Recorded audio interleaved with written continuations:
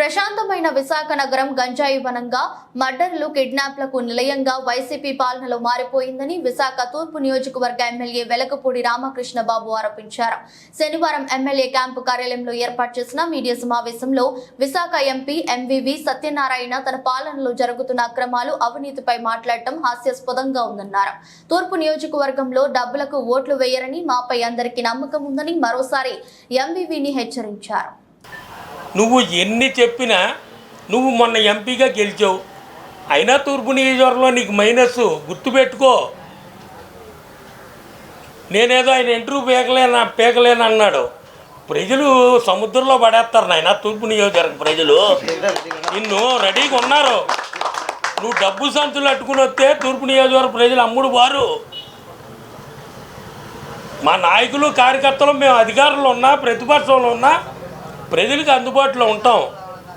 అన్ని విషయాల్లో సేవా కార్యక్రమాల్లో ముందుంటాం.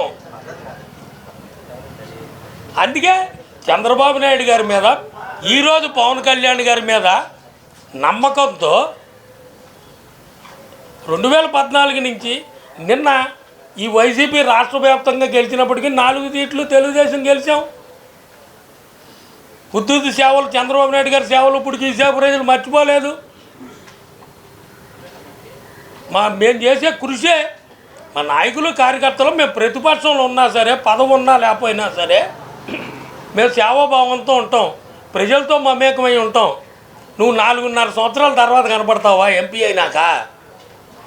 నిన్న మొన్న ఎవరో చెబుతున్నారు వార్డులోకి వెళ్తున్నారట. వార్డులోకి వెళ్తే ఎవరన్నా సమస్య అడిగితే మీ ఎమ్మెల్యే ఉండి అడగాల్సిన అంట. మరి నువ్వెందుకు ఎంపీగా ఉంది? అధికారంలో ఉన్నావు, మేము ప్రతిపక్షంలో ఉన్నాం. మమ్మల్ని అడిగితే తప్పకుండా మా దృష్టికి వస్తే మేము ప్రతిపక్షంలో ఉన్న సమస్య ఎలాగోలా పరిష్కారం చేస్తాం. మా నాయకులు మేమందరూ కమిషనర్ దగ్గరికైనా కలెక్టర్ దగ్గరికైనా వెళ్ళి నువ్వు రా కేసు ఓపెన్ చేయించు, ఓపెన్ ఛాలెంజ్. ఇన్ని భూ కుంభకోణాలు, ఇన్ని ప్రభుత్వ భూములు విశాఖపట్నంలో తాకట్టు పెడుతుంటే నువ్వు ఎంపీగా కళ్ళు మూసి కూర్చున్నావు. నీకు ఓపుకుంటే ఒక్క రోజన్నా జగన్మోహన్ రెడ్డిని సార్ విశాఖపట్నంలో భూములు కబ్జా అయిపోతాయి, నువ్వే ఒక భూ కబ్జా కౌడి నువ్వేం అడుగుతావు? చంద్రబాబు నాయుడు గారు జనసేన సంకీర్ణ ప్రభుత్వంలో ఇటువంటి జరగవు. ఒకవేళ పొరపాటున ఒకటైనా జరిగితే నేను తప్పకుండా రాజీనామా చేస్తా. విశాఖపట్నాన్ని కాపాడవలసిన బాధ్యత మా అందరి మీద ఉంది. ఇది ముఖ్యంగా తూర్పు నియోజకవర్గంలో నేనైతే ఉండను. నేను కోర్టు కేసి నేను ఆపినప్పుడు వ్యతిరేకంగా చెప్తే నేను ఎందుకు ఉంటాను? నేను ప్రజల పక్షాన్నే పోరాడతాను. మా నాయకులు ఎవరో అలా చేయరు. నీకు దమ్ము ధైర్యం ఉంటే రాజీనామా చేయి. 3 నెలలు రాజీనామా చేయలేవా ఎంపీవి? కేసు ఓపెన్ చేయించు. నీ ఓపిక ఇష్టం వచ్చినట్టు మాట్లాడతాం కాదు. వంశీ మీద నా మీద అప్పుడు మీ ఇద్దరం కలిస్తే నీకేంటి బాబు బాధ? నాకు అర్థం అవ్వట్లేదు. నీకేంటి బాధ? రైల్వే జోన్కి ఒక ఎంపీకి ఉండి సైట్ ఇప్పిలేకపోయాడు.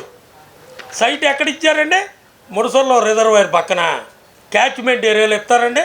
క్యాచ్మెంట్ ఏరియాలో కన్స్ట్రక్షన్ అవుద్దా చెప్పండి? రైల్వే జోన్కి భూమి ఇప్పిలేకపోయావు నువ్వు 150 చెప్పావు. అవన్నీ వదిలేయి. నీకు ఓపెన్ ఛాలెంజ్.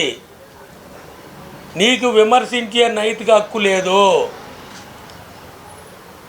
వంశీని కానీ నన్ను కానీ తెలుగుదేశం పార్టీ జనసేన నాయకులు కార్యకర్తలు ఎవరిని విమర్శించే నైతిక హక్కు నీకు లేదు. నువ్వు అన్నిట్లో కూరుకుపోయి